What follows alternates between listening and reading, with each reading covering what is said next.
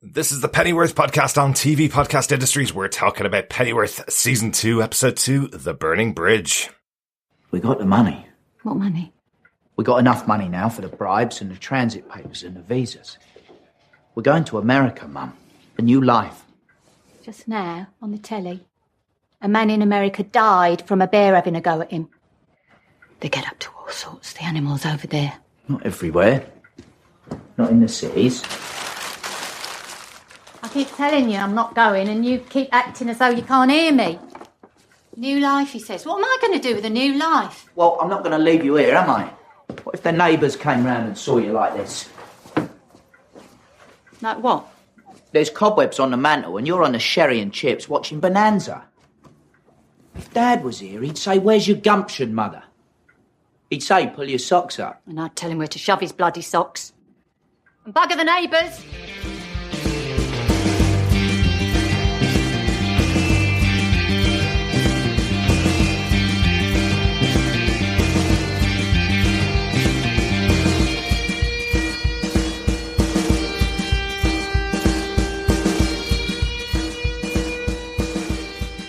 Welcome back, governors, to the Pennyworth podcast on TV Podcast Industries. We're talking about Pennyworth, Season 2, Episode 2, The Burning Bridge. I'm one of your hosts, Derek. Hello there, fellow governors. Season's greetings. I am one of your other hosts, John. Yes. Happy holidays. Just a couple of days away from Christmas. I know. Yeah. Kind of cool, isn't it? Like it's a brand new year for us because we're going to be out of lockdown for Christmas. Woohoo! Seeing other humans, having dinner with them. Yes, and things are deep and crisp and even. Well, yes, they are. Yes, it's quite nippy at the moment, for sure, with the frost. Yeah, a bit cold. Cold outside. I suppose, as Alfie, Dave Boy, and Baz would say, stay frosty. They might, yes. Certainly back in their army days. Yeah, boots on. Yeah, we're going to talk about the second episode of Pennyworth. A bit of a setup episode this time. What did you think overall, John, of this episode? No, I mean, I thought this was good. It was fine, but it was very much setting things up. Mm-hmm. It really was putting the pieces in place. Yeah. So, I mean, it dropped, compared to the first episode for me. But still, you know, there were some really nice touches in here that kind of made me smile, and I really liked. But certainly this felt more of an episode that needed to just kind of set the scene for what comes next, whether it be with Thomas and the CIA, with Crowley, whether it was, with the money issues that Alfie has, and also what ultimately may happen with Project Stormcloud with the Raven Union. Yeah. So it just felt like one of those episodes. Yeah. And so, yeah, just not as good as the first episode for me. Yeah. But I mean, we'll get into that, I suppose. Yeah. As I say, I still think there were a lot of really nice touches throughout this episode. Definitely, and it's the second episode of the 8-episode season, but yeah, lots of setup in here, lots of really interesting ways that they've dealt with the characters to set them up for the rest of the series. So let's talk all about it. We will talk, obviously, in full spoiler-filled detail about Pennyworth Season 2, Episode 2. Make sure you've watched the episode before you continue on listening, obviously. Although I do think I've probably spoilt most of it by bit. just saying what I just said. So apologies, fellow governors. But we do want to hear your thoughts on the episodes as you go through them. Make sure you email us with your thoughts to feedback@tvpodcastindustries.com. And if you haven't subscribed to our podcast, please subscribe over at tvpodcastindustries.com, or you can find the Pennyworth podcast through Spotify, Apple Podcasts, Google Podcasts, or any other straight-laced or groovy podcast catcher. Yeah. Groovy. Exactly.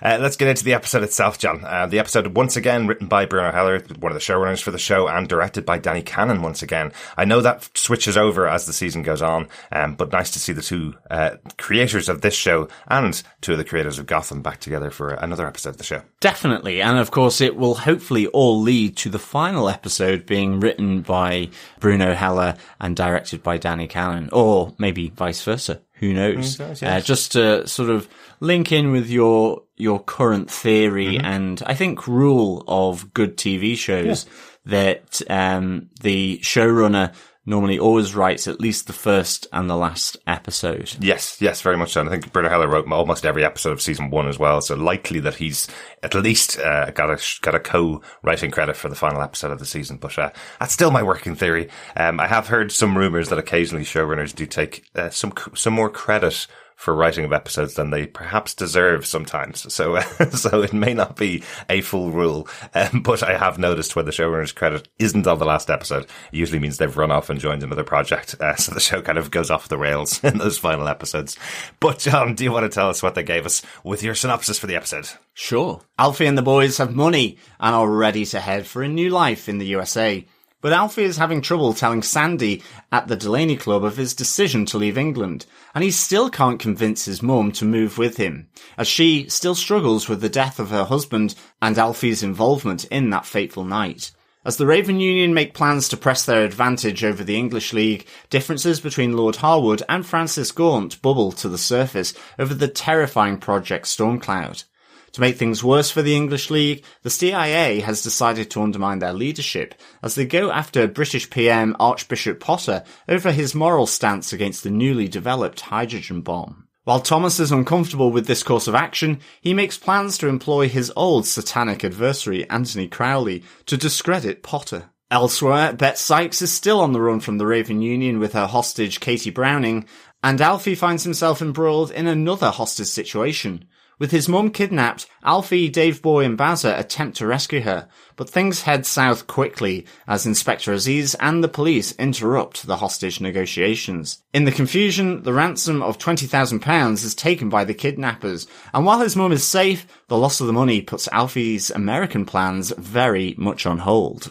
Well, you knew this was going to happen at the start of the season, wasn't it? You have to kind of take away that bridge, I suppose, to America. That idea that Alfie could be running off any episode to brand new locations into season 2. Yes, so, there will be no American shots in this season. Yeah, I think we might get another right at the end, maybe. Yeah, perhaps, or we may get another one of those scenes in a bunker while Thomas Wayne debriefs the CIA again, perhaps. That's in America, isn't it? Yeah, that's definitely in America. No outdoor shots in America.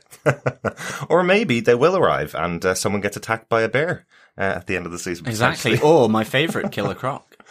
Well, absolutely. Maybe he's already there. He is sort of in the sewers. Yeah, well, that would be the DC tie-in. I was just more talking about the fear of Alfie's mom that she'll get attacked by a bear if she goes to America, which was true. A very, very funny quote. Let's talk about the episodes the way we've been talking about them over this season. We're going to be splitting up our episodes into what's been happening with Alfie and the boys, what's going on in the Raven Union, and what's going on in the English League. And if we have any other notes or any other thoughts about the episode, we'll wrap them up in notes at the end. Lots of stuff going on with Alfie and the boys. We have, once again, almost exactly the same scene, I thought, for Alfie and the boys together, kind of setting out their plans to go to America. It was almost exactly the same scene as we saw last week. They all drank together, had a cheers, and said, we're off to the States. And you're going, okay, you've repeated that for 2 episodes now. Yeah. This ain't going to go bad. It's not going to go well, sorry. Exactly. I do think the interesting thing is Alfie always seems to have a huge pile of money on his desk. Mm-hmm. And I know he's got a safe. And I'm just like going, put the money in the safe. Because I thought it was probably just going to get pinched and stolen by someone, right. Rather than what actually plays out in this episode with their hostage situation. Yeah, I have to say, the pile of money that was on the table in this one as he's pouring out the champagne for his boys, and all the champagne just pours over the money. Does that increase money's value to have champagne on it, or decrease money value when you pour champagne all over it? Well, it also depends how much champagne you buy with that money. Well, yes, if you buy it, but not pour it over it. Then. Exactly. But the other interesting thing we found out is that Alfie does own Delaney's club. That's right. In this episode. We weren't entirely sure in our episode 1 coverage, but he does actually own it. So I'm just there thinking, he really is not letting go of his army background. That PTSD that we kind of saw in season 1 with the flashbacks. Mm-hmm.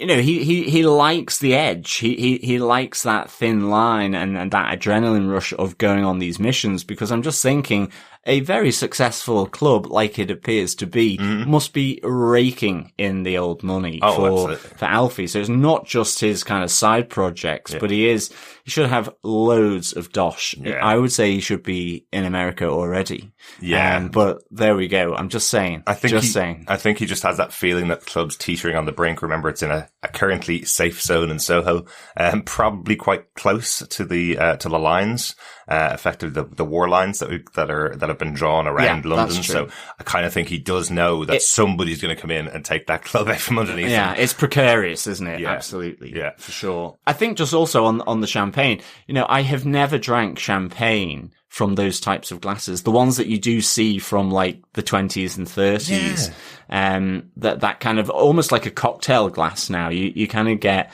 margaritas in it or something. It's always a flute glass. That's right. If I have like sparkles, rather than that. So I'm like going, I wonder when the switch happened on that, when it became more fashionable to have it in a flute glass. I know, apologies, fellow governors, this is a slight sidetrack, but it's just kind of how my mind worked when I saw them swigging out of, I suppose, ye oldie champagne glasses. Yeah, I know what you mean. That's the one that the reason why I know it I've seen it so often, I suppose, is that it's the clip from Great Gatsby with Leonardo DiCaprio cheersing. That's been turned into a GIF for celebrating everything. Yeah, he's using that glass. He's not using a champagne. And the champagne tower that they normally do, where they stack all the glasses into a pyramid and then pour the expensive bubbles across the whole of the pyramid to fill up the glasses. Yes, good period details there from Bruno Heller and Danny Cannon. It is. But one of the things I suppose that comes out of this discussion between Baz and Dave Boy and Alfie is that they haven't told anybody that they're going. Understandable, as we say, they're in the middle of a war that's going on all around them. So Alfie's kind of explanation that if he tells anybody, it's as good as telling the Raven League they're leaving and going to put a target on their back, and telling the police effectively going to put a target and more of a target on their back. But I kind of like his plan is just to kind of leave a note behind with some money for whoever else is going to take over the club after they leave. Yeah, it's interesting with Sandy, isn't it? As Sandy's father said, the publican from season 1. Good old Sid. Yeah, good old Sid. They are lovebirds. But I'm not entirely sure how much love is going from the Alfie to Sandy direction still. I think it's always been a little bit lopsided, and, he really, is not telling her very well that it's about his plans to go to America. Yeah. So I suspect Sandy is going to be royally disappointed. I think she might be. I love that one where she's saying that she's got her session or her possible big break, that's coming up in 3 weeks' time. She's like, you'll definitely be there, won't you, Alfie? He's like, I'll try my best. Not covering up. So what do you mean you try your best? You have to be there. And he's like, oh, things happen and things might get in the way between now and then. You never know, Sandy. Yes. I suppose Alfie is praying for the Raven Union to attack on that night. Maybe, yeah. Exactly. Maybe. It's good to see Sandy back properly in this episode. We kind of mentioned last episode that she was there, but seeing her with Sid from the Severed Arms, it's kind of, at least confirmation that we were right, that that's the correct character. Because, she had a minor role towards the end of the season last season. So great to kind of get all the backstory here about what's happened to her over the previous year, that they've now moved into this kind of phase of her life where she's hopefully going to become a star and he's going to be her bodyguard, kind of thing, that big fantasy that's going on, that she'll have her boyfriend as her bodyguard protecting her as she travels the world with her music, Well, that's it. And also, as you say, it's good to see Sid back as well. Mm-hmm. It's nice to have that little cameo from him. I think as well, what is also difficult for Alfie is with his mum. And this was one aspect I really liked. I mean, first off, again, just those nice little touches where he's saying, you're on the sherry and chips with Bonanza on the TV. Mm-hmm. That was just really good. What might the neighbours say? It's just the idea of sherry and chips as a combination.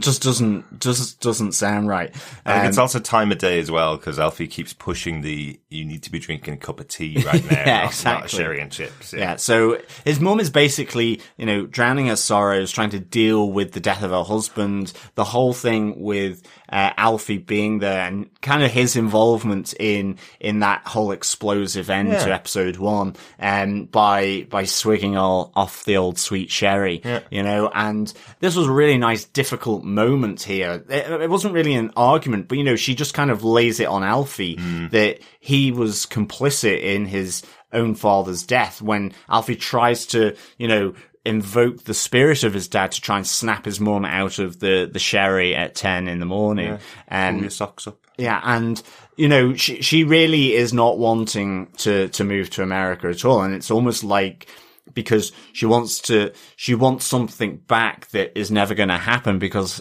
her husband's dead. Yeah. But she feels like that can only happen in England, not in the US. Yeah. And obviously they have animals that will kill you on sight there, like bears, cougars, that kind of stuff. I love that she's saying, you know, but in America, I just heard on the news that, a man died when a bear had a go at him, you know, kind of funny. I did wonder from the scene, from the conversation with Alfie, where she's saying the neighbors whisper behind her back, that's the woman whose son murdered his dad. I wonder whether Alfie's been able to tell her the true story of what happened, or whether he's kind of protecting his father's reputation a little bit by not saying that he was there with the bomb, pressing the button, and Alfie shot him in the arm. Remember, he didn't kill his father. He shot him in the arm, and the bomb went off afterwards, killing his father and some of the other attendees at that big party at the end of last season. So is Alfie maybe protecting his father's reputation a little bit by kind of taking, or is he taking the blame like Alfie has done throughout season 1? Is he taking some more of the blame on board because it's easier for him to deal with? Yeah, and to protect his mum. Yeah, I think so.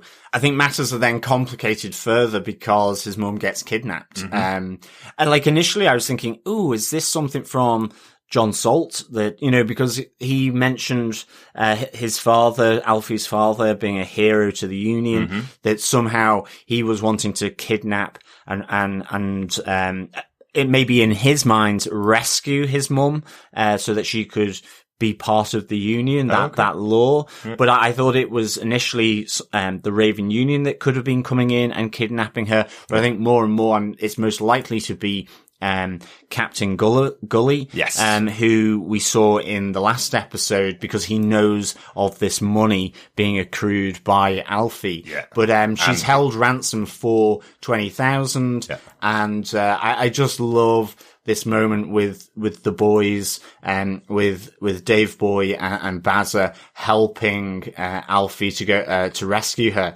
Actually, just on a side, Dave Boy has some really nice moments in this episode. There's a moment where they're coming together to go and rescue her, and he's fast asleep in one of the booths in the club, and you just see him raise up, and it's just like, that is perfect Dave Boy, for sure. That's again been his introduction 2 episodes now. He's just been asleep in the background. Yeah, he's sleeping off the liquor from the night before, and also then just, you know, when he realizes that the money is the ransom, and this puts the USA in jeopardy for them, and that he goes, you know, this effectively can't happen. I've got an appointment with Doris Day. Really nice touches, I think, for me. Yeah, absolutely. I really enjoy these guys together. It's really good fun seeing their plans to travel over to the US together. It's kind of cool. You know, even Bazza learning how to play Texas Hold'em and kind of giving out about how random the game is. You know, he's like, oh, well, if I have to learn it, I'll learn it, you know, kind of thing. But he's also saying to Alfie, he's going. This is not something that they're going to do together, all 3 of them. He's saying, Baz is telling Alfie, he's definitely going on the road, no matter what kind of things could be holding Alfie back. Baz is definitely getting on that plane and getting out of there as soon as they get some money. And unfortunately, this has knocked them all back. 20k is a significant amount of money, that Alfie's had to hand over here, you know. But I think you're right. Yeah, I think, by virtue of the fact they have a very big actor in the role of Gully, and we saw him for a moment last episode, without the mask on. We did see him in more of the episode, but only for a moment without the mask on. You kind of get the feeling that Gully's got a much bigger importance. He's the one that knew they had the money, and the only other person that knew anything about it is Aziz, and he was there at the end, trying to arrest or trying to find this other accomplice of Alfie's, effectively. Exactly. I mean, first off, I think Gully probably got the incompetent soldiers from that division. True. Because I love the comedy value of Alfie, you know, negotiating and saying, I want to see my mother before I hand over the money. And then in the back of the car, it just plays out really nicely, the interaction where he ends up being in the power position. And in the end, you think this is all going to play out quite nicely for Alfie. Yeah. Ultimately, in the end, it all heads south because of the insertion of Inspector Aziz into the proceedings, which we see earlier in the episode, you know, that he's convinced that the recapture of Colonel Salt was because it was down to Alfie, playing both sides effectively. And so they've been following him. So that's the reason why for their involvement here. Yeah. But again, he tells Martha he's 87% sure that Alfie's involved. Exactly. True inspector, true detective. And I think what this negotiation for me was just so good because, I thought the argument, you know, the little Barney that's going on between Alfie and his mum, where she's still in the caravan, he's outside, and she goes, you know, that money's for my grandchildren, if you have any. You know, it's just really nice little mother-son kind of play on, you know, why are you here? Why are you saving me? Why are you wasting the money? You know, this is for your new life. This is for your grandchildren, if you have any. Yeah. Like, I thought this was really well written, well played, and well observed, I think, you know, in terms of how it played out. Really nice. Absolutely. One of the fun things that I liked about this whole concept of the kidnappers coming in, I love that they called his mom beforehand and went, is Alfie home? Which he says no. It's like, all right, just checking. And they're in the door. You hear the car pull up or speed up outside. And that whole conversation with the two kidnappers, or with the one kidnapper saying, I need to see my mom. And then you kind of get that, I need to go and check with my boss thing. And Alfie knows, okay, these guys aren't the brightest tools in the shed. Exactly. Really good stuff in that scene. But yeah, this does put quite a big barrier between Alfie and the boys to get over to the USA. So that kind of has, as the title of the episode, it has burnt that bridge effectively that they have. Also in this scene, the other burning bridge, I think that the episode title is referring to, is the burning of the bridge really between Inspector Aziz and Alfie. Not that Alfie and him had any trust after everything that happened in season 1. There was no trust between them, but at least Aziz was able to go to Alfie with jobs, and they kind of had a almost little bit of respect, but it looks like that's gone now by the wayside after everything he's done here. So yeah, it really does seem as though Alfie's plan has just begun to crumble, really. Yeah. That's kind of it for Alfie and the boys. Let's talk about the Raven Union, because lots going on over on the other side. Outside of London, let's say. We get the return of Mrs. Gaunt, Frances Gaunt, from season 1, who was also in prison with Lord Harwood. Still no mention of how they actually got out of that prison. When we saw them all standing beside each other, Peggy, Beth, Lord Harwood and Frances Gaunt in the Tower of London at the end of season 1, but still no discussion about how they got out of that situation. Absolutely. I mean, I don't know whether we will, but it was great to see Frances Gaunt back here with Lord Harwood. It's a really interesting relationship, isn't it? Because I'm constantly thinking that Harwood is going to stab her in the back. Yet he does seem to value her opinion. There does seem to be, an element of respect and trust there. But maybe the Project Stormcloud, and that operation to effectively, chemically attack these enclaves of resistance of the English League is something that Frances is definitely not up for, and she's a little bit miffed that Harwood has kept this project out of her line of sight, really. I love how British you're getting as we're watching. I know. A little bit miffed, yes. But yes, she's much more practical in the way that she wants to do things here. She wants to win. Like that's effectively, she does definitely want to win, but she's not willing to take the leaps that Harwood wants to take. You know, this conversation that they have about Stormcloud and why Harwood thinks it's important effectively is he wants to have the entire country back, all of his enemies dead, and all the buildings still standing in place. And by using chemical weaponry, that's what will happen. You'll have the cost of lives, of course, but you won't have the cost of buildings. And Frances is horrified by this idea that, this surreptitious way of killing everybody rather than, battles on the battlefield. She's kind of okay with that. But Harwood's trying to say there is a moral argument in this where, it's just as bad as bombs being dropped, but you will have the building standing afterwards. And she's kind of horrified by that discussion.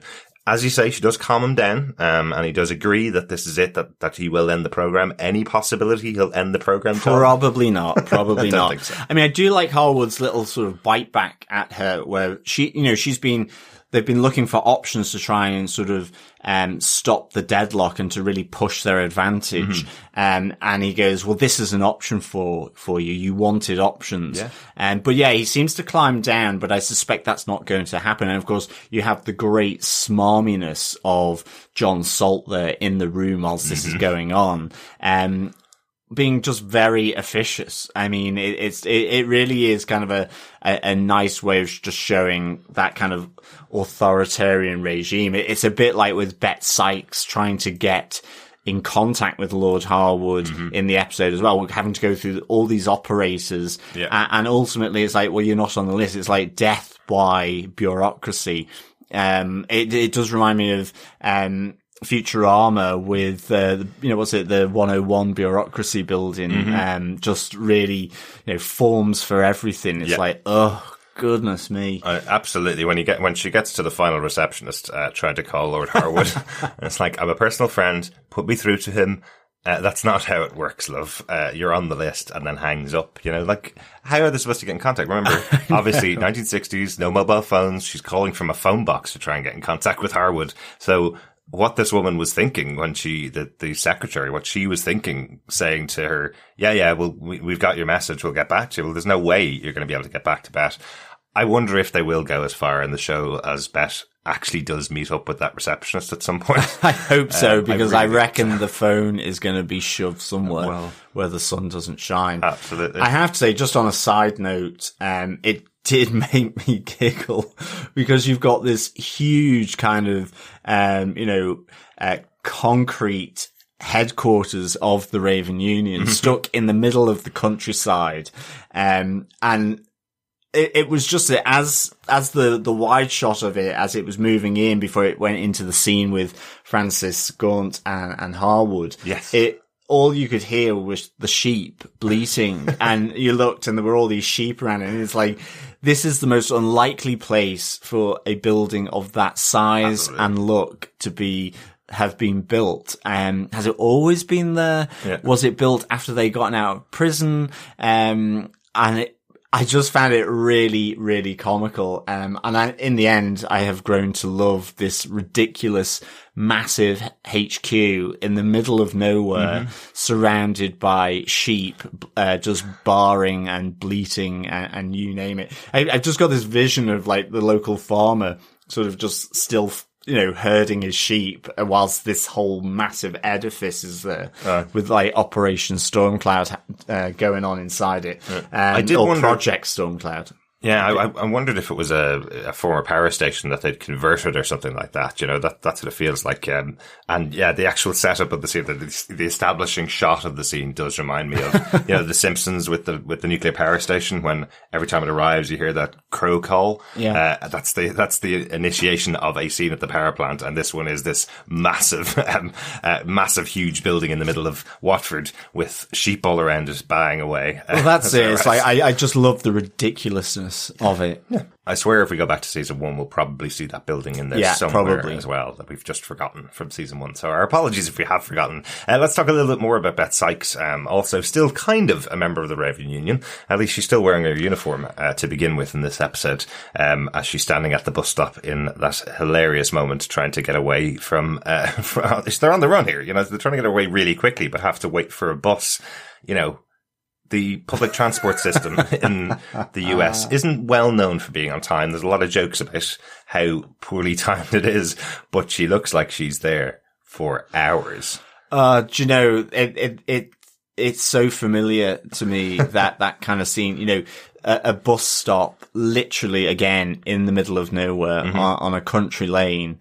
With a bus service that's once every 3 hours or something like that. Yeah. And this was just so nicely done. Just like, the bloke there waiting seemingly to go to his office job, and then Bet and her hostage. And of course, after this whole scene, just as it ends, no bus in sight, and Bet Sykes stands up, walks out, looks both ways, and is like, Now, where's this, effing bus? Exactly. It's just so well done. And I've just taken his jacket as well, taken his coat. I love his reaction to it when she's like, give me your coat. He's just kind of looking at her going, what is this woman talking about? I put on my coat this morning because I knew I'd be waiting 3 hours for a bus. But yeah, it's a really familiar scene if you've lived in the UK or Ireland, or on the outskirts of any town. I remember when I lived on the outskirts of Dublin in Shankill in Ireland, when I lived there for a year, we used to go out on Saturday evenings. You'd walk down the road at 7:30 in the evening to go into town to meet your mates. And it could be 2 or 3 hours before a bus arrives, and you'd literally just go back home and go, I guess we've missed the pub tonight. We've just spent our night standing at a bus stop waiting to go to town. So it is a familiar sight, when there are, poor transport systems. But I'm sure during wartime as well, remember the whole country's at war at the moment. So maybe not too much blame in the way of the bus company. No, but I think with Bet Sykes in this episode, it was like, I'm kind of not clear yet what the deal is yet now with her, because, she killed her superior officer. She's on the run. She knows she's on the run. She knows that word is getting out, yet she's looking to get in touch with Lord Harwood, because she's a close personal friend. She wants to set the record straight, and she's still keeping her prisoner, the leaguer, Katie Browning, with her. And she's still trying to get information out of her. And yeah, it's a little strange. I mean, ultimately, when she fails to get in touch with Lord Harwood, she tries to contact her sister Peggy. That's right. So I'm really pleased about that, because I hope Peggy is back in the next few episodes. Because I think their dynamic is superb. But I'm just like, is she a committed Raven unionist, I suppose, or is she kind of a little bit more fluid? And what's her deal with her prisoner? Because, she's helped her escape, and you're like, what's the reason for that? And yet in this episode, she's trying to still validate whether she knows anything or not by asking her to draw. She brings the pencils and the paper and says, draw. You said you're an artist, now draw me. Yeah. I do like that scene, because I like the pose that Paloma Faith puts on for her. It's real portrait look. It's she's totally channeling the queen there. Exactly. But it's also just, it's in this really, this abandoned house, that's probably cold, damp, and you've got blood up the walls. Yep. Somebody was executed in that house, definitely. It's really still unclear to me. She's basically running from nowhere to the middle of nowhere. And what is her goal here? So the way I probably saw it within the episode here is that, yes, she is a close personal friend of Harwood. She's went to prison with him, exactly. And she saved him as well, remember? So she should be on the path to glory here. Maybe in the leadership room is what she feels. She was sent off to be a captain in the interrogation center, effectively, off miles away from Peggy, her sister, and miles away from the leadership team. And then this man who claimed to be her superior officer came in, tried to rape Katie Browning in front of her, and sent her off to make a cup of tea like she was nothing. So she's out. And she wants to make sure that Harwood knows that this is not what she was expecting to be given as a prize for bringing him back from the streets, effectively, and putting him back into his leadership role. That's where she is. That's why she's so angry. But I think she also has some feelings for Katie Browning, possibly because Katie, as an artist, if she is one, we still have that question open here, but if she is an artist, that's a very free kind of life to be living. Whereas Beth has said the reason that she's in this position is because, well, that's where she's supposed to be. That's where life has put her, basically. Yeah. Whereas Katie Browning is free enough to be an artist and do something creative with her life, It feels like Beth was feeling very trapped, where she was, and was put there by the person that should be giving her the perfect role to live a great, existence, effectively. Whereas Beth had to go by everything. You hear her talk about the interrogation center, where she's saying to Katie, you are a terrorist because the machines say you are. And the machines are from America. They wouldn't lie. They know that you're a terrorist, even though I have my doubts that you might be a terrorist. Because you don't seem really up for it. You can't really stand the sight of blood, which I would have thought all terrorists were fine with, kind of thing. You're soft for a terrorist. I did like, But the machines say it, so therefore if the machines are wrong, maybe everything's wrong. So she's questioning her whole existence, questioning everything about herself. And also, I think there's some feelings for Katie. I think there's definitely some sexual tension once again with Beth. We don't know much about what's going on in her personal life. From last season, we don't know whether she's a lesbian. We don't know whether she's bisexual, but there was definitely some moments last season where you did question, her sexuality, I think, throughout the first season. And I think now with Katie, I think there's a little sexual tension between the two of them. Or at least on Beth's side. I think so. And I think as well, just, back in episode 1, she just says, we have to fill our quotas, so just say something. So I think on the basis of that, and then coming up against Katie, who wouldn't cave to those demands, I think there's maybe some kind of grudging respect for her, a bit of attraction, and also just the place of women in the Raven Union, possibly with what happened with their superior officer, not being able to get through to Lord Harwood, feeling, say, cheated, as you say.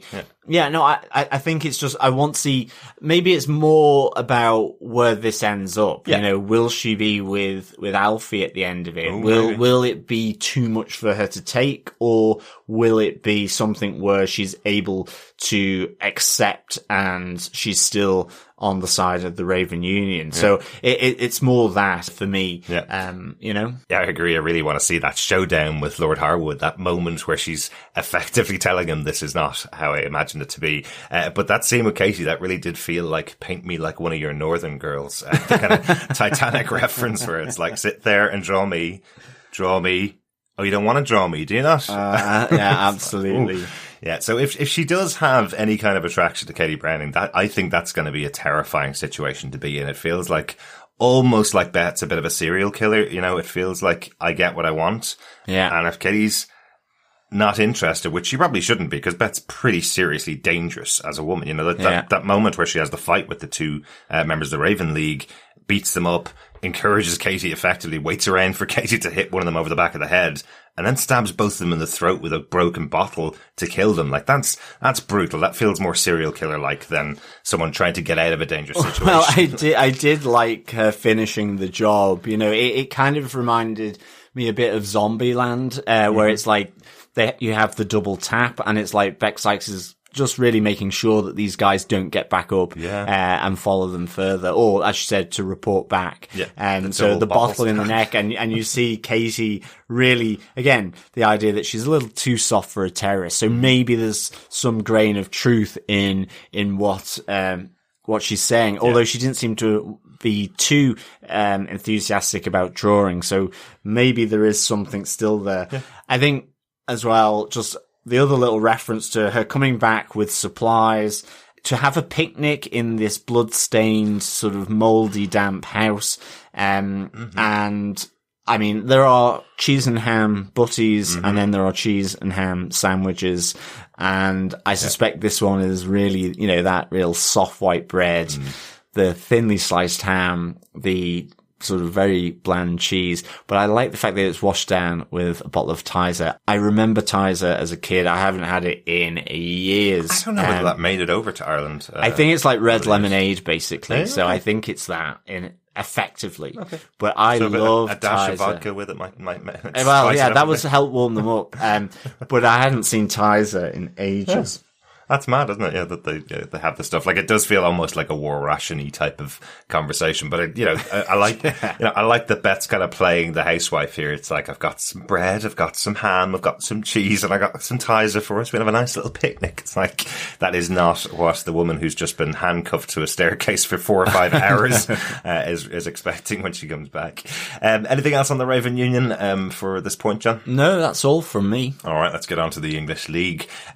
English League themselves not playing a massive part in this episode. We do see at the beginning of the episode, we see that Martha is shooting a few shots at the speaker systems that stop the propaganda. Exactly, that are sending the propaganda into London. And then that's kind of it for her for the episode. But we do see a round table. Yeah, we see the High League. Council. Yeah, exactly. The English League leaders and some interesting representatives in there. I see John Ripper in there, the descendant of Jack the Ripper, we believe, from London history. We saw him back in season 1, the Gravedigger from season 1. Seems to be very interested in keeping the cities of England safe, all of them, Manchester, Liverpool and London. And I love that there is this discussion. If you're not from the UK, you may not recognize this constant discussion that goes on, which is the centralization of policy dictates. It's the north-south divide. Yeah, absolutely. But it's very much, everybody I've talked to, John is from Northern England, and I talked to a lot of his friends and family, and very much the attitude in Northern England is that London makes the decisions for London and forgets about the rest of the country. So I like that this came out in this conversation between the really poorly organised English League once again. You know, they seem to do a lot of infighting all the time and don't really make much movement. Remember, they've only got 3 cities and 1 town, effectively. Got Ipswich, is that right? Or is they've got London, Liverpool, Manchester. Then there's Norfolk and Cornwall. Because I do like the fact here that, you know, there's kind of the battle, this north-south divide battle between John Ripper, who's wanting to save Liverpool and Manchester as well as London, and then there's Victor who's saying, you know, that they should just be sacrificed and we focus on London. And then Bishop Potter allows the Woodcraft folk to have the table, and they're from Cornwall. And, you know, he says, this is getting very London centric, this discussion. But you can see there then that, John Ripper doesn't particularly want to save Cornwall, and he's like, oh no, not the Woodcraft folk. But it felt like something from the Lord of the Rings, where it's like, and now we'll allow, you know, at Elrond's in Rivendell, we'll allow the Woodcraft folk to speak. So that was kind of funny. I thought. Absolutely. I don't think anybody's getting the support of the elves and the dwarves, in this conversation. It just seems like they're attacking each other, which is part of the thing that's going on in the background to Alfie's story. Why is it that the English League, they're led by the Prime Minister and the Queen of England. You know, she's at the table as well. We see, Queen Elizabeth sitting there, taking this discussion, having the commentary and having the discussion with everybody around the table. So it's led by the Queen and the Prime Minister, yet they have only 3 strongholds left in the UK. Everybody's moved over to the Ravens Union, or it's unionization of the UK has obviously gone a bit bigger than it would have at any other time. And I mean, if the English League weren't so disorganized and fractious, then you now have the CIA really. Whilst they said they were going to stay neutral, they have decided to target Bishop Potter because he has a moral stance against this newly developed bomb, the hydrogen bomb that we see, and the CIA are asking Thomas Wayne to intervene to try and discredit him in some way.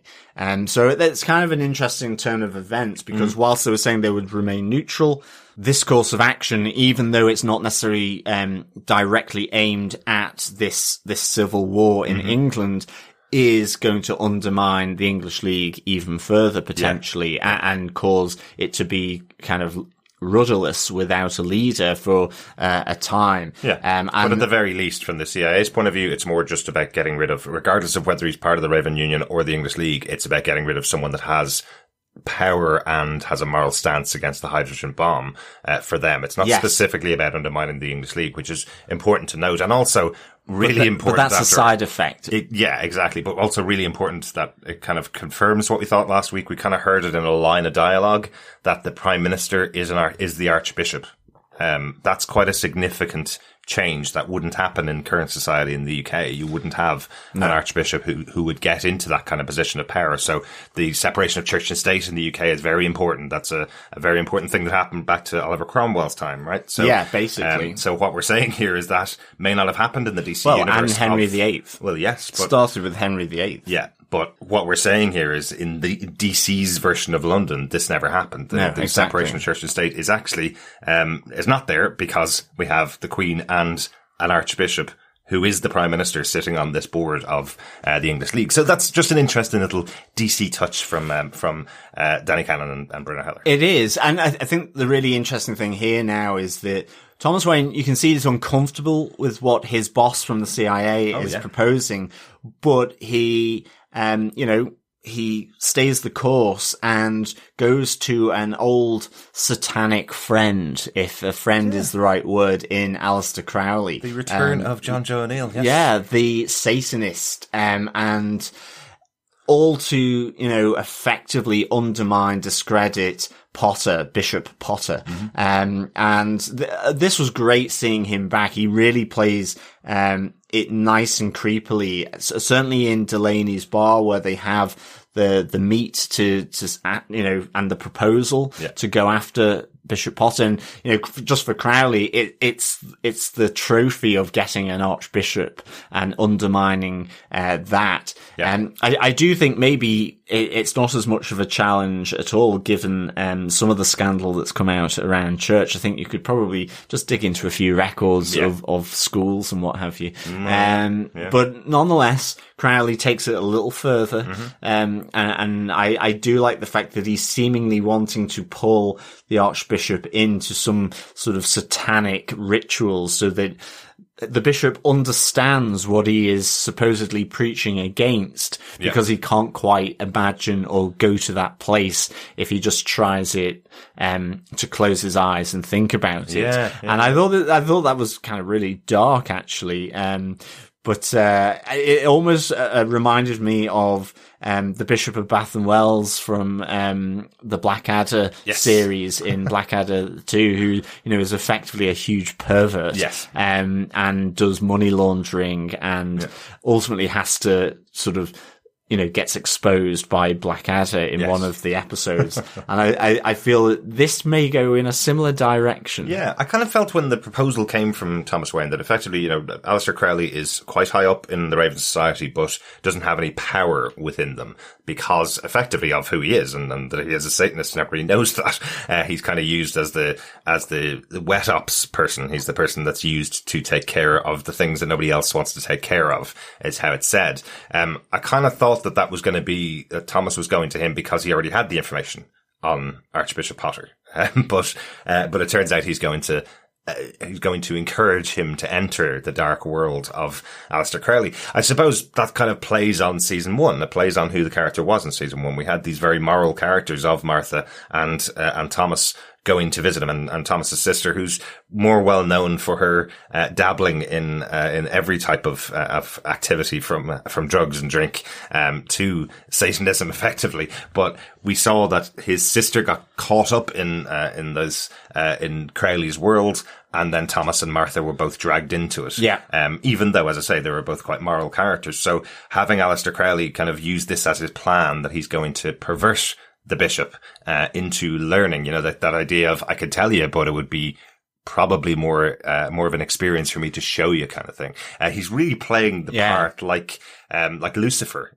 He really is. He is a corrupter, and he's doing it in person, one-on-one with the Archbishop, which I think is really interesting. And I think, Thomas Wayne has a nice description of him is, you are the carrion bird who does the Raven Union dirty work, which I think is quite nice. Exactly. Ultimately this is a chance for Crowley to sort of become more prominent within the Raven Union, and it also is a way for him to get a kiss from Thomas Wayne. Absolutely. It's like kiss.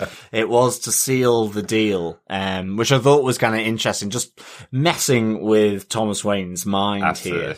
Yeah. But it's kind of sealing the deal with a kiss, exactly, as you say. It's that Aleister would try and corrupt the uncorruptible father of Batman. So I just think that's an interesting little touch. One final thing that I have on just the Thomas Wayne piece as well, because it was right at the start of the episode, Aziz seems to be encouraging Martha to use her womanly ways to get back in with Thomas Wayne, which once again, we know the future of these characters is that they're together and they're the father and mother of Batman. Bruce Wayne. But I think it's kind of interesting that part of the setup of the relationship could be coming from being pushed by political means to get together. Absolutely. Just an interesting little touch. Yeah, no, I think that is a really kind of interesting touch. And at the moment, Martha and Thomas just seem so far apart. You can't really envision them coming together to be the mother and father of Bruce Wayne, but so that's just, it is kind of nice having that situation, because, you know, in Batman comics, in the universe, it is just that they're always just the couple and the alleyway. And that's what's so good about this show, is that sort of background, that them being together was never inevitable like you just have in the comic books, really. Yeah, exactly. But the other thing about the kiss from Thomas Wayne with Crowley is that, you know, I think he really does hit the nerve. Crowley says, you know, in relation to the CIA, you're already sold, so this is just a gesture of friendship for your soul. You know, that Thomas Wayne has been bought. His moral compass in that sense, has gone from the first season. He's just doing the bidding of CIA, even though he knows it's not what he would do. He's just following orders. So he's sold his soul already. So what does this kiss matter to you? Kiss, you know? Yeah. So I thought that was quite a nice little, sort of sucker punch, really, from Crowley to Thomas Wayne. Because I kind of thought that was a reference to how far Thomas had been pushed when he was at Crowley's last time, you know, with Ripper's nephew, wasn't it? Where it could be as he was well. Pushed so far to violence that possibly he almost killed him. But I was taking it in the context of the fact that he was approaching Crowley for this. That's how bad it was. Yeah. I just, you know, Thomas would never go back to him. That's the history. Exactly. And he hates him. Well, so that this is how desperate or just how much he has sold out to against his principles. Yeah, and I thought that was kind of interesting. I see that. I kind of get the feeling that Aleister Crowley might be the Joker almost for Thomas Wayne in London here, the person he may have to almost team up with sometimes against his better judgment. Not that Batman ever teams up with the Joker, but I just kind of feel like they have the kind of exact opposite to each other. Yeah, exactly. Yeah, I just wanted to note about that scene as well with Aleister and Thomas. Sherry didn't really take care of him the way that Alfie had indicated she should. He kind of Alfie had been in the club, obviously, when Aleister and Thomas had the first meeting, and that's the first time Thomas has met up with Alfie this season. Definitely some kind of rubbing the wrong way, but Alfie tells Sherry to make sure that they're taken care of. They both order their drinks, a G&T and a milk, of course, for Thomas Wayne. Just to really highlight purity versus decadence, evil and decadence. Yeah, yes, exactly. But they never arrive. Throughout their whole conversation. And it's not like they're not having a long enough conversation that she could have gotten a G&T, which takes about 30 seconds to prepare, and a glass of milk delivered Well, to the in all honesty, Delaney's, I'm kind of like going, he wants milk. Well, they probably had to run out to the corner shop to get it. I mean, I know a White Russian will have milk in it. Yeah. But I'm just there going... They always have milk, because it's England, John. Everybody has a cup of tea wherever they go. So you have to have milk on tap. This is a club. This is kind of like... Doesn't matter, John. This is hard liquor club. They probably like going, milk. Yeah, but this is for a friend of Alfie's. You know, I wonder if... It's like when people order like 0% beer in like a pub, it's like, just get a water or something. That's allowed. It's like when I ordered a steak in an Indian restaurant, which was really bad as well. So yeah, that was also terrible. They did have to go to the corner shop for that. They really did. The actual Indian food was gorgeous. You just chose the wrong type of food in the wrong type of restaurant. I did, of course. But no, I was just wondering whether maybe Alfie's phrase that he said to Sherry, is that a little opposite of what he was saying? Was he saying to Sherry, treat him the way you treat my best friends? You know, quotation marks, you know, meaning, exactly. Meaning this is a person that gets nothing from me for free kind of thing. That's just a quick note that I had on their conversation, but that's an interesting one, you know. Remember last season when we had Aleister Crowley, in there, it was a very psychedelic episode. There was a lot of confusing stuff going on in there, and I wonder whether we'll see a bit of that, with Archbishop Potter, or will that be left for our own imaginations to see where Aleister Crowley takes him, what journey he takes him on. Well, you would think as well, because Potter does recognise Aleister Crowley, so I'm kind of there thinking, why would he kind of open himself up to this? Because he must know, being the Prime Minister, they must have some intel that he's with the Raven Union and he does stuff for them, so I'm kind of like going, okay, well, let's see how this plays out. It is really a long time since I heard intelligence and Prime Minister in the same sentence. Well, that is true. I know this was the 60s, but you would expect that. I do, I kind of got the feeling from the scene that, the CIA were actually on track a little bit, with Archbishop Potter, that potentially there is actually something about him that they think he would be open, let's say, to the decadence that Aleister Crowley would be peddling. Yeah. I kind of got that feeling that that even Crowley knew that there's possibly something there with trying to pervert this Archbishop. Yeah, exactly. That's. I just wonder if that's what was in there. We'll definitely see more of that next episode. That's it for our overall discussion on Pennyworth, season 2, episode 2. John, anything else to talk about that we haven't talked about in the episode? No, not from me. Well, what did you think of the episode overall, John? Do you know, I thought there were lots of nice little bits in this episode. I don't think it's the best episode. Mm-hmm. I would give this 3.5 bottles of fizzy Tizer out of 5. Okay. It moves the story along. It really sets up, we kind of had the dive in at the deep end and straight into it with action and a really good first episode. Yeah. This feels now like, because of the time jump and because it is a whole new story, this is just laying the foundation of that story a bit further and really putting the characters in the places to set up sort of some of the story threads over the next few episodes, or maybe for the entire series. Absolutely required, without a doubt. And it is. Yeah. But I think they keep the whole spirit of that. So to me, it just felt a little functional at times. But it has the spirit of Pennyworth in there with Alfie and the boys, their interaction, Alfie's interaction with his mum, just, the little, Bette Sykes again with some great lines, I think is always a standout for me. Yeah. But, bringing back, Aleister Crowley, it is a really nice moment as well. At least seeing a bit more, even though it was still limited, with Francis Gaunt and Lord Harwood, because they weren't really in the first episode in the same way. No, they were just on camera, weren't they? And the and same, it was only Harwood that was exactly, and the same way with the High Council. So, there were some great lines in this again, some really funny moments and just funny, weird observations that I really liked in this. So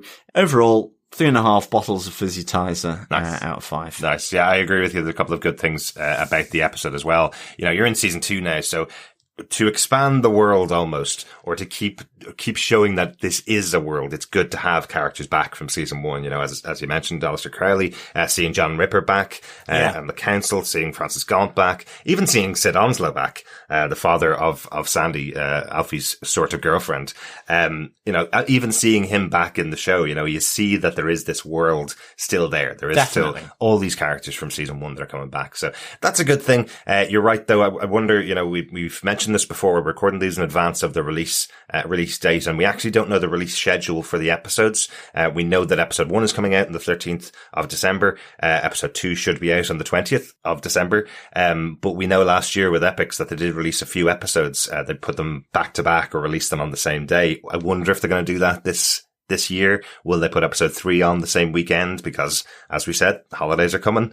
Perhaps they want to put 2 episodes on the same night. I think it might work better like that, to have this kind of setup episode with episode 3 set directly after it, potentially. But just intrigued to see what's coming up on the next episode now that we have all this set up here. Yeah, absolutely. Thanks so much for joining us for our episode 2 podcast. We got some feedback in on episode 1. First up, we've got an email from Will B. He says, "Hello, gents. It's so great to have you podcasting again. I really enjoyed the fact that the actor who plays Baza gave you guys a shout out. That was really special. First, I think it's a fair point about it being weird that this is an English show with English humour and cultural references being made for an American audience. However, I will say we aren't all lost on British culture and dialogue. Many of us are big consumers of TV movies made in the UK. We do have this little streaming platform called Netflix over here too. I'm a big fan myself of Luther, The Crown, Doctor Who, Crims, etc. So it definitely isn't going totally over my head."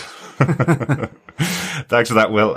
Yeah, I think I wasn't 100% clear on what I was trying to say. I think it was more that it's being made by an American company for an American audience, and we don't get it till 6 months later, I think was more what I meant. It wasn't really that people in America don't understand it. People are big fans of UK shows over there, totally understand that. But I do find it funny that in the UK, the show's coming out 3 or 4 months later in the first season. I think they've just announced that season 2 is coming out on January 29th, but that's still, the full season has aired by the time that comes out. So yeah, that's absolutely. why I thought it was just interesting. Yeah, and I mean, some of the turns of phrases can be maybe culture specific, absolutely. for sure. But yeah, I mean, there's quite a lot on Netflix there to consume. Yes, if you want. I think if you've watched Luther, you'll definitely get the tone of some of the things that the characters on this show say. Definitely, as well. definitely. Will continues. As for this episode, I am so glad that we're able to give us something good to close out this miserable year known as 2020.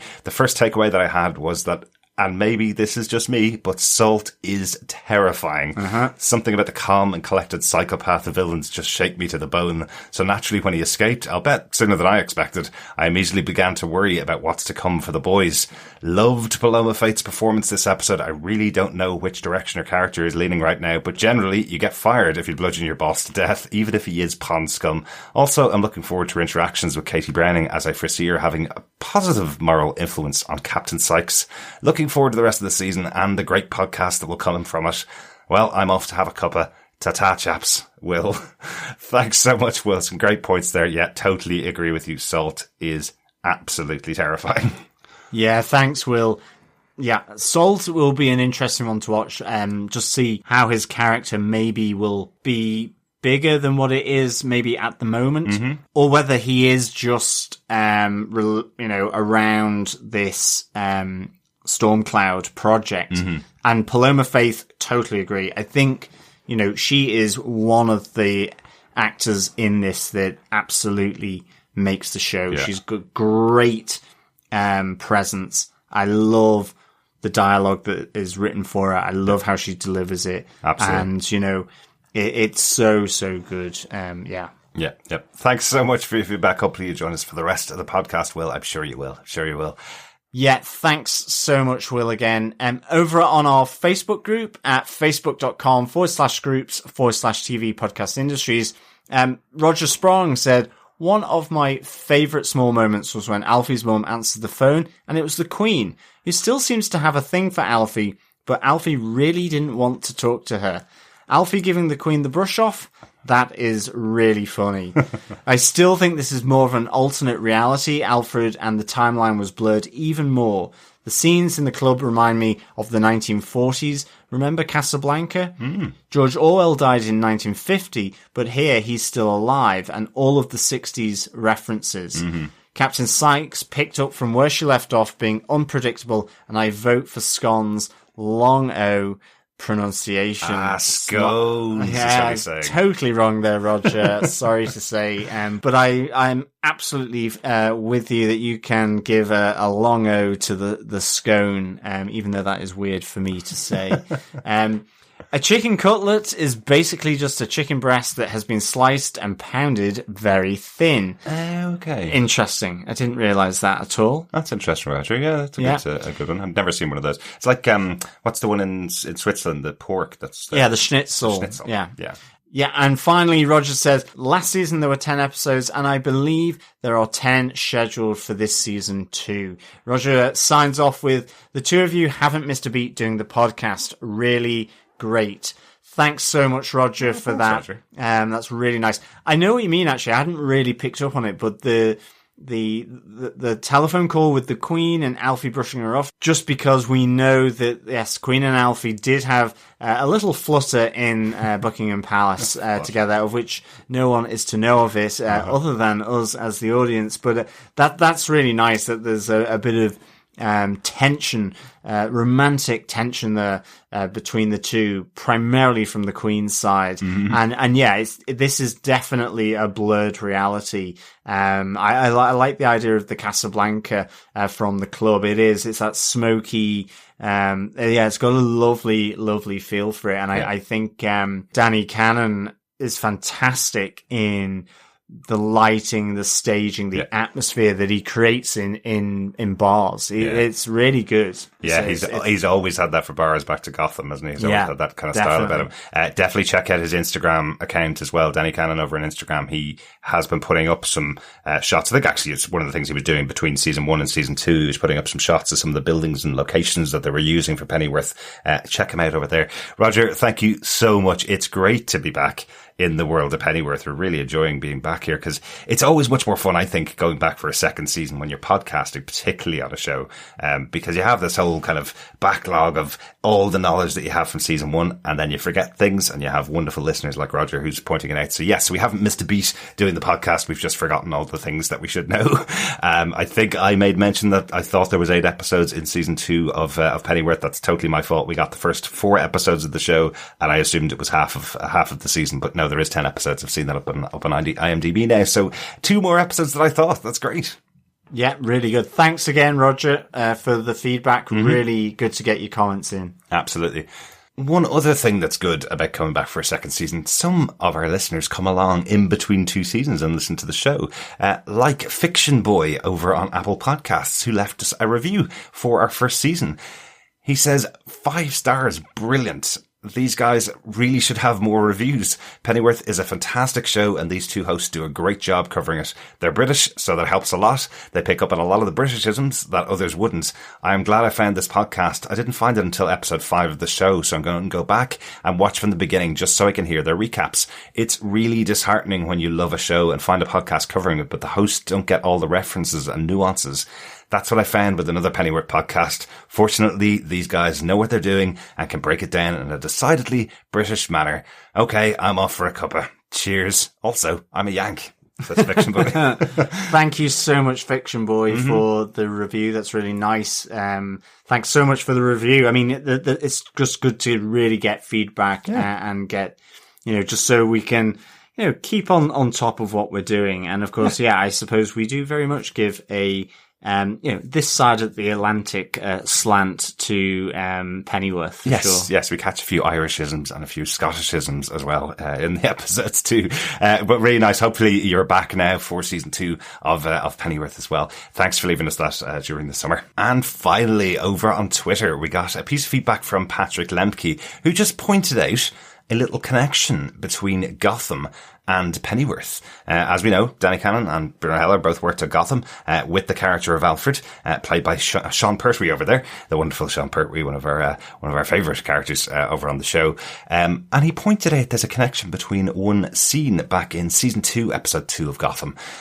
Patrick says, are there dark times ahead for Sid Onslow? Well, it sounds like there could be. What a great spot from Patrick. Thanks so much for sending in the tweet, because it's a really nice spot. And of course, Danny Cannon and Bruno Heller involved in Gotham. So that kind of connected universe is really possible, with Pennyworth and Gotham. Even though it may not necessarily directly link in there, some of these nice little name drops that we, have seen in Gotham that maybe Danny Cannon and Bruno Heller are referencing within this Pennyworth universe over in Britain. Yes, so you know what Patrick's talking about. Here's the clip. I once knew this geezer called Onslow in the Isle of Dogs in the East End of London. Larry little scallywag he was. He was too smiley by half. Never trusted him. Anyway, one day, Lucius, he comes bowling up to me and he asks me to do him this right iffy favour. Oh, it doesn't matter what it was. The point being, against my better judgment, I agreed to do it. But, Lucius, I told him straight. I said, you let me down, Onslow. I will tuck you up, sunshine, like a kipper. He swears blind. Swears on his mother's grave he'd never do such a thing. But of course he did. Couldn't help himself. He let me down. So I tucked him up. Like a kipper. What is a kipper?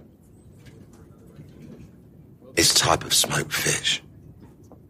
Very nice with eggs and brown toast for breakfast.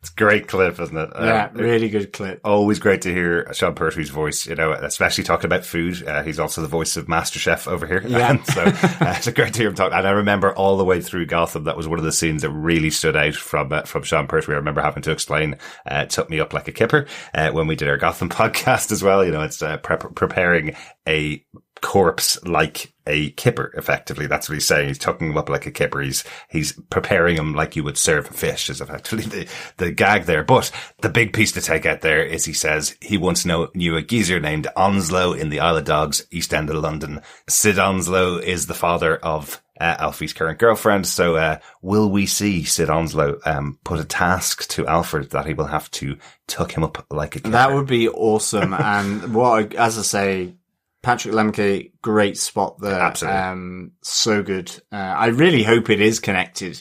You know, it would just make sense. And yeah, we get to see Onslow tucked up like a kipper. I don't really Maybe want to with see a what that nice look like. poached egg on top on some brown toast. Excellent. Thank you all so much for your feedback on episode 1 of the show. Hopefully we'll hear from you again. Email us over to feedback@tvpodcastindustry.com with any of your thoughts. Come on over to Twitter. You can get us on Gotham TV Podcast and on TV Pod Industries. Over on Twitter, we have 2 accounts over there, just for a bit of a laugh. You could also come over to our Facebook group, as John mentioned, to facebook.com/groups/TV Podcast Industries. I put up a spoiler post each week for each of the episodes, where you can share any thoughts you have. Yeah, and of course you can leave a review on any of our podcasts, on any of the podcast catchers that are for you. Exactly, yes. Good or evil. Whether they're good or evil, or they're Raven supporting, or English League supporting. Yes, exactly. Thank you so much for joining us for Season 2, Episode 2 of Pennyworth. We'll be back next week with Pennyworth, Season 2, Episode 3, The Belt and Welt. Yes, interesting title. Yeah. And yes, remember, fellow governors, make sure you remain subscribed to the podcast on your favorite podcast catcher of choice. You can just go to tvpodcastindustries.com to search for any groovy or ungroovy podcast catcher of your choice. And of course, if you want to share us, leave a review, rate us, because sharing the podcast is sharing the love. You can also join us over on Patreon if you want to support us in that way as well. Just head on over to patreon.com/TV Podcast Industries. But yes, it is great to have your support in any which way you decide. Absolutely, absolutely. Thanks once again for joining us. Hope some of you are going to be able to get out to the cinema to see Wonder Woman 1984.